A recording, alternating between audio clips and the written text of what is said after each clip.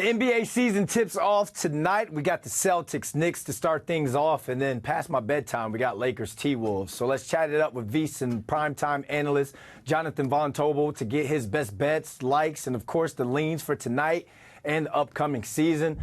JVT, my man, looking good with the haircut, man. It's my first time being on, talking with you with the haircut. How you feeling?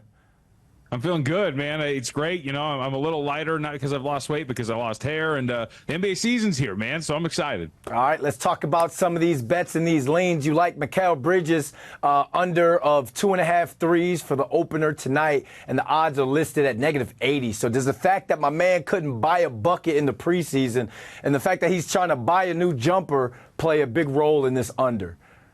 Yeah, you know it out there, right? The new jumper looks a little funky, hasn't really worked out particularly well, shooting just 10% on 4.5 threes per game in the preseason. I think it's worth buying, and you can go alternate route. You can go under 1.5 at a good plus price, under 2.5 at that -180 mark. But I think we're looking to buy some unders on these three-point makes for Mikal Bridges until he shows us that he has figured out that jump shot, and it's actually working for him. All right, you also took LeBron's over of 1.5 threes tonight, and you wrote about his higher volume of threes and increased three-point percentage last season. Is this a bet that you like for the rest of the season, or is that just for tonight? No, I think we're doing this until the market adjusts or until we start to get burned. Look, J.J. Redick has said since he took the job that he wants them to take more threes. They were one of the lowest frequency shooting teams last year. In the preseason, though, they've shot about 6 more three-point attempts per game than they did a season ago. So I think LeBron's going to buy into this. Since he's been in a Lakers uniform, he's averaging more threes than he did before he got there, and he's a good knockdown shooter, too. So I think the new game plan for the Lakers is going to be shoot, and I think LeBron's going to be a beneficiary of that. So I think we're going to play it pretty frequently throughout the beginning of the year, over 1.5 at -140. You can even do some others like 2+ made three-pointers or 3+ made three-pointers at some plus prices. Quick follow-up. You think Bronny scores tonight? I mean, he has to. I think LeBron wants him to, and if LeBron wants something, it's going to happen. It's going to be a layup, I feel like. All right, so if you had to bet on a player to win an award this season, who are you picking and which award would that be?